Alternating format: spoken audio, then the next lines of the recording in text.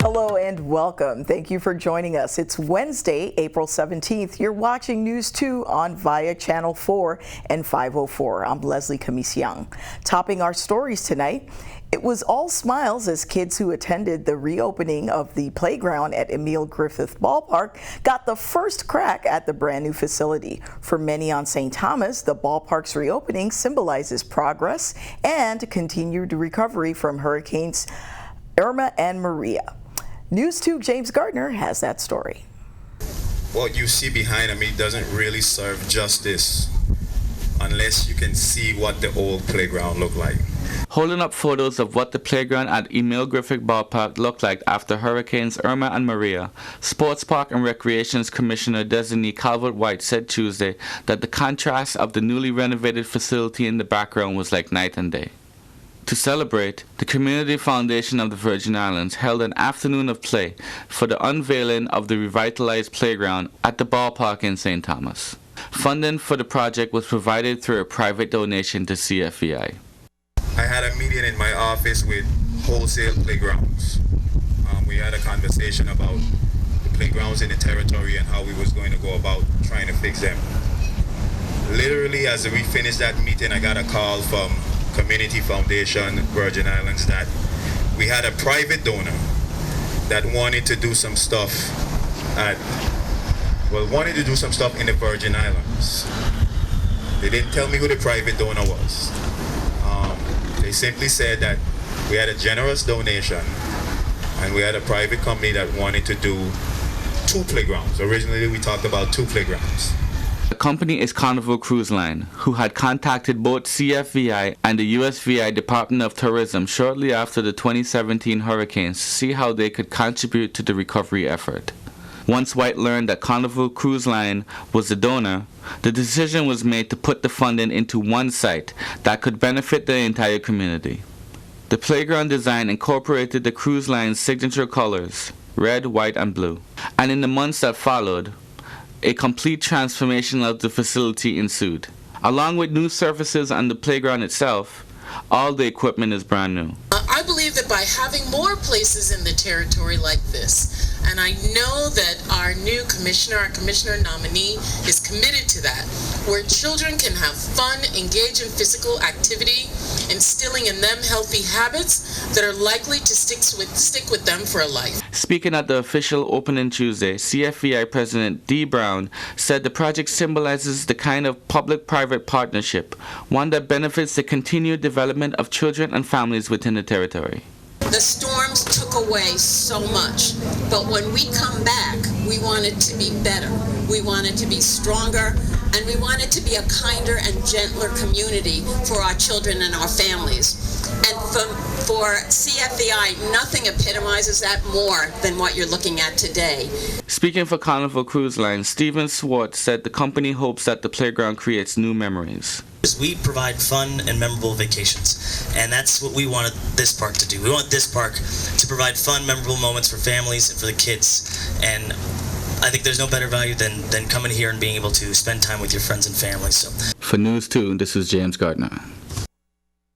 Governor Albert Bryan Jr. is asking Housing and Urban Development Secretary Ben Carson for more disaster block grant funding. Governor Bryan was in Washington recently to talk about changes to the community disaster block grant funding that Congress appropriated to both Puerto Rico and the Virgin Islands after Hurricanes Irma and Maria. Of the $2 billion in funding to modernize the 2 territories' electric grids, the Virgin Islands only received $67 million, leaving the rest for Puerto Rico. Now the governor is asking Secretary Carson to increase it to $350 million, according to the governor. The increase in funding would make a meaningful impact in strengthening the grid and lowering the high cost of electricity in the territory. We'll keep you updated. On St. Croix, the renovation of the Grove Place Fire Station is in the works, thanks to a $5 million grant from the Federal Emergency Management Agency to retrofit it. It's also known as the Charles A. Tappy Seals Fire Station. The fire station handles up to 40% of service calls on St. Croix. It sustained significant damage from Hurricane Maria when severe winds and rain breached the facilities. This grant will allow the fire station structure to be wind retrofitted, enabling it to withstand hurricane wind speeds of more than 180 miles per hour. The retrofit will also include the construction of a safe room, allowing the facility to continue to function as a coordination point during emergency response operations. When construction actually starts, it can take up to 3 years to complete, according to FEMA. Turning our attention to crime, a St. Thomas woman was arrested for assaulting a McDonald's employee. According to police on Tuesday, April 9th, around 8 in the morning, the victim, who is an employee of McDonald's in Lockhart Gardens, reported that she was assaulted at work by a woman named Nia Simmons. The victim told police that Simmons pulled up in the McDonald's drive-thru with a minor in the vehicle. The victim told Simmons that she would need to come inside the restaurant to get the rest of her order. Simmons didn't seem to be too happy with that, because when she entered the restaurant, she stood by the counter and struck the victim to the left eye, causing an orbital fracture and contusion. Police arrested Simmons on April 15th and charged her with assault in the 3rd degree. Simmons was turned over to the Bureau of Corrections pending her advice of rights hearing. Meanwhile, an update on the man who was shot in the area of Banco Popular in Altona on St. Thomas. The shooting happened on Saturday, April 13th, and according to police, the victim died from his wounds on Monday. On Sunday, April 14th, around 2 in the morning, Central Dispatch got a call about shots being fired in the area of Banco Popular in between Altona and Veterans Drive, as well as the Harwood Highway. Police found a man lying close to a bicycle and appeared to be unresponsive. The victim was transported by ambulance to the Schneider Hospital. Medical staff told police that the victim was still unresponsive and had sustained a gunshot wound to the head. Call the numbers on your screen if you have any information. This case is presently under investigation by the Criminal Investigations Bureau. Anyone with information regarding this crime is urged to contact 911 or Crime Stoppers USVI at 1-800-222-TIPS. Some areas of St. Croix experienced water service interruptions today. According to the Water and Power Authority, water distribution crews had to make repairs to a leaking 12-inch water main in the Red Brick housing community. Work began at 8:30 in the morning and was scheduled to end around 2:30 in the afternoon. Among the affected areas were Luke Muckle Elementary School, Word of Life School in Estate Work and Rest, Richmond, LBG Gardens, Friedenstall, Contentment, Herman Hill, Beeston Hill, Addersville, Cuesta Verde, Catherine's Rest, Work and Rest, Humbug, and Tamarin. If you still are having water issues after the repairs were completed, you can call 773-2250. Again, that number is 773-2250. Coming up next, Stephanie Brown's report on Sexual Assault Awareness Month, plus a look at our regional news. Don't go away.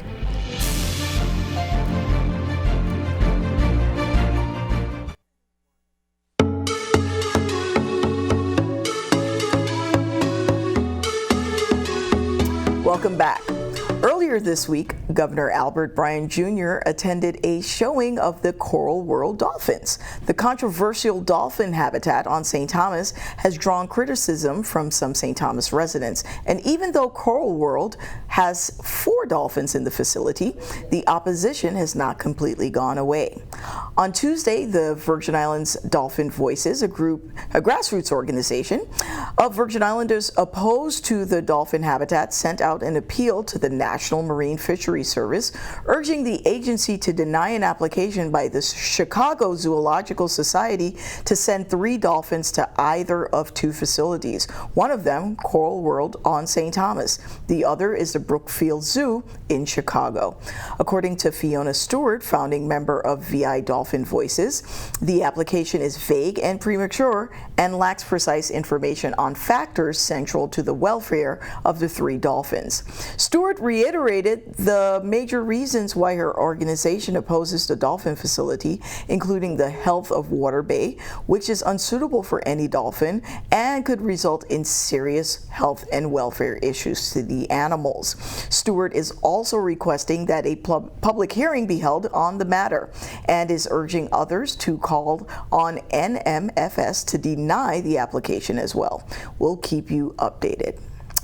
The month of April is Child Sexual Abuse Awareness Month. The Muted Cage author, Milagros Romero, speaks to News 2 of her experiences as a sexually abused child. She hopes that by telling her story, other victims of abuse will seek professional help through resources such as the Domestic Violence and Sexual Assault Council, as well as the St. Croix Women's Coalition. Here's Stephanie with that story. That was like tape on my mouth. You don't talk about these things. In a journey to raise awareness, Milagros Romero is sharing her deepest secrets. Daddy's doing stuff to me. He's doing bad stuff to me, you know. And one lady said, that happens to a lot of us. We just don't talk about that kind of stuff. In her book, The Muted Cage, Milagros discusses her sexual abuse that started at the age of 3. He would take me off my bed, put me on the floor. Milagros' family that consisted of her stepfather, mother, and older brother, as well as 2 little sisters, moved into their own home when she was 7. It happened here. In her new home, Milagros recalled one incident when her mother walked into her room while her stepfather was trying to initiate sexual intercourse. So, sir, when she pulled my sheet, she saw that my pants was halfway down, and she went crazy. It's like I saw my mom and I knew it was gonna get real bad because her face completely changed. She slapped me so hard, I fell to the floor. The Virgin Islands Domestic Violence and Sexual Assault Council, while working to prevent sexual abuse, has come across incidences when many young children are left in vulnerable states. There are a lot of cases where we find mothers, especially, are choosing their boyfriends or their loved one over their children, and that is a major issue, but it's something that we're seeing more commonly than we'd like to see it. Milagros has fluctuations in her speech, which she states comes from internalizing her abuse, and knows firsthand what many victimized children in the territory fear. If I tell the police is gonna come take somebody in the home, they're gonna put me in somebody else's home, and I'm going to lose my family. Woman, they're gonna arrest my husband. I'm gonna lose my source of income. There is no help. There is nowhere I can go. To prevent victims of abuse from falling between the cracks, DVSAC hopes that more outside services can provide support to schools in the territory. In terms of staffing, I would like to see more helping professionals on the campus, because I do think when you have to refer a child or a family outside of the school for services, then you're looking at, okay, does the family have transportation? Do they have access to insurance if it's a private provider? You know, there's so many different balls that could fall when you're asking someone to leave one place to go to another to seek help. It would be nice if we had a structure where the help could come to our children. For News 2, I'm Stephanie Shalana Brown. Just a reminder to our viewers, there will be no newscast on Friday as VIA and TV2 commemorate Good Friday. VIA's customer service centers will also be closed on Friday. VIA is the parent company of TV2. Coming up next, your pet of the week, plus your News 2 AccuWeather forecast. We'll be right back.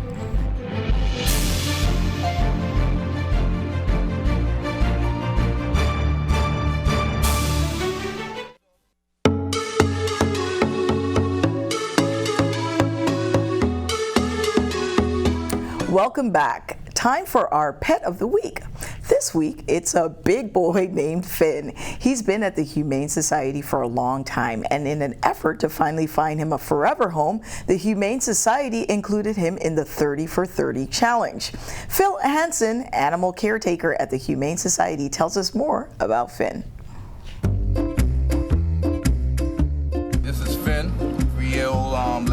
nice. He's also a 30 for 30 dog. Finn is he's great with people. He's not dog aggressive, cat aggressive. Has a nice coat. Finn is also part of the 30 for 30 challenge, and if you adopt him first week of May, it's $30. Yes, and he's also heartworm negative. If you're interested in Finn or any of the pets that we feature here on News 2, you can call 775-0599 or visit www.hsstt.com. Finn's adoption is only $30 as part of the 30 for 30 challenge. Now let's take a look at the weather for the next few days with your News 2 AccuWeather forecast. Well, I hope you enjoyed your day today. The weather is really looking good, and we're going to be under this same pattern for the next couple of days. What you're going to notice is that the trade winds are increasing, and that's because a high pressure system to the north of us is building, and that's going to give us some gustier winds. So we will see some changes in our boating conditions through the rest of this week. But as far as weather, it's going to stay sunny and dry mostly, a couple of trade wind showers, and also pockets of moisture kind of creeping in, giving us a shower or two. So for tonight, we'll be at 76 degrees for our low. Could see a spotty shower. And tomorrow, we're up to 85 degrees, mostly sunny with a shower in spots.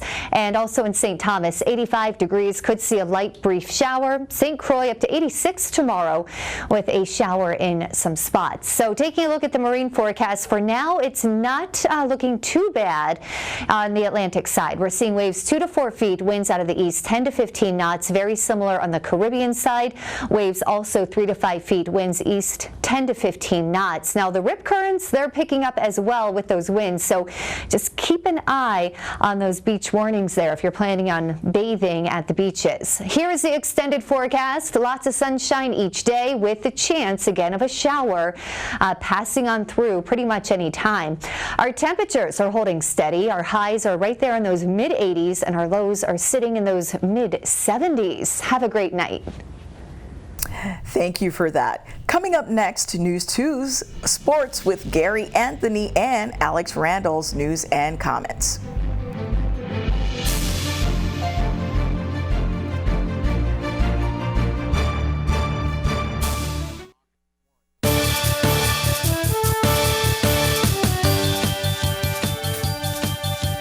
I'm Gary Anthony, and this is News 2 Sports. Let's jump right into the NBA playoffs, shall we? 3 games last night. It's all first-round action.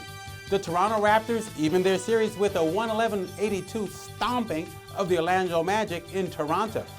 The Raptors, led by as many as 34 points, and all-star Kawhi Leonard torched the Magic for a game-high 37 points with a blistering 15 for 22 from the floor.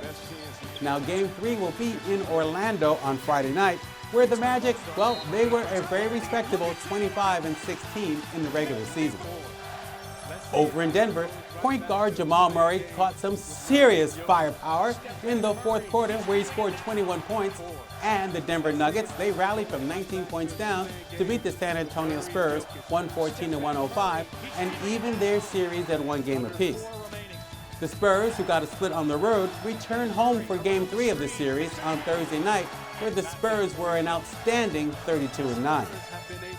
And in the Northwest, the Portland Trail Blazers grabbed a 2-0 series lead with their 114-94 win over the Oklahoma City Thunder. Portland's backcourt was dominant, with C.J. McCollum netting 33 points and fellow guard Damian Lillard dropping in 29. Now the series moves on to Oklahoma City Friday night, where the Thunder posted a 27-14 record. Now after missing time with an injury, McCollum says he is feeling pretty good. My body just feels good, coming off an injury, being able to kind of find a rhythm, being able to get up and down, and this is probably this is my 4th game since I got injured, so being able to find that rhythm is very important for me. So being able to get in the gym on those off days and stuff like that, guys rebounding and stuff, has helped. And because the NFL season never ends, tonight the NFL will announce its entire 2019 regular season schedule. Highlights to include the Pats opening the season at home versus the Steelers on Sunday night, and in Week 2, the New York Jets will host the revamped Cleveland Browns on Monday Night Football. Can't wait. That's it for sports, everyone. Have a fabulous Easter weekend. Thank you for that, Gary. Now here's Alex Randall with his interesting take on the news of the day. Alex, what do you have for us? You're watching News 2. This is Alex Randall with news and comment. Do we have rocks in our head? One can't help but be impressed by the work of the American Bridge Company on the St. Thomas waterfront. They are moving forward at a fast pace, building a whole new set of lanes along Veterans Drive from the legislature to Yacht Haven Grand. But it's kind of weird. I mean, back in the Schneider administration, there was an effort made to widen that road, and a whole lot of really big rocks were hauled in and dumped along that waterfront, all the way from Lucinda Millenhome to the federal court building. And then that work stopped. And environmentalists were upset that it was landfilling without a permit. The rocks have been there for the last 20 years.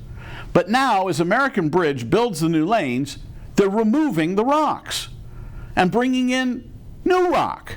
To me, this is kind of insane. What is wrong with the rocks we paid for 20 years ago? Is there something bad about our rocks? Couldn't those rocks be used in a sort of new, creative way? And why are we hauling away old rocks and hauling in new ones? And for those of you who are paying attention, where that gravel was piled up, they've moved it away now.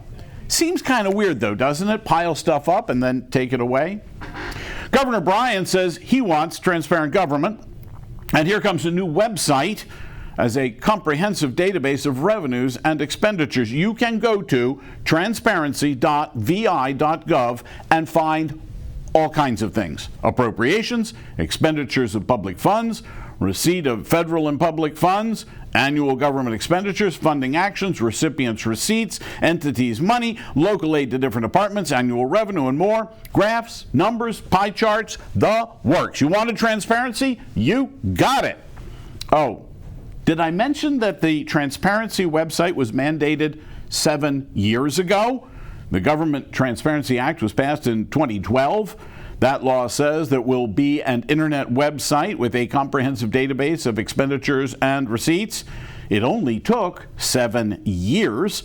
Meanwhile, the former MAP administration won an award from the Society of Professional Journalists. It's the Black Hole Award, awarded for the most heinous violation of the public's right to know. Wow. Now there is a distinction you wouldn't want to have. Meanwhile, the website is chock full of useful information. You can look up any government agency and find out how much money they spent. You want to know how many court reporters there are now and a year ago and what they're paid? It's right there. Would you like to know how much money the governor spent at Carter Jewelers? $1,552. How much did the Department of Human Services pay Carlos Furniture? $13,935.87. It's all right there.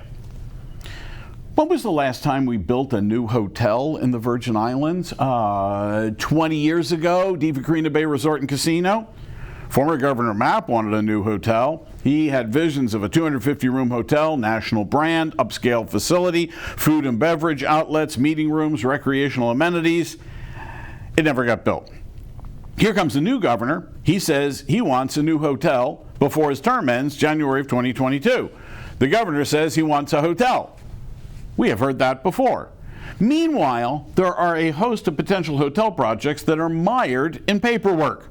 Golden Pond, Williams and Punch, Water Island, Yacht Haven Grand. You want to build a hotel?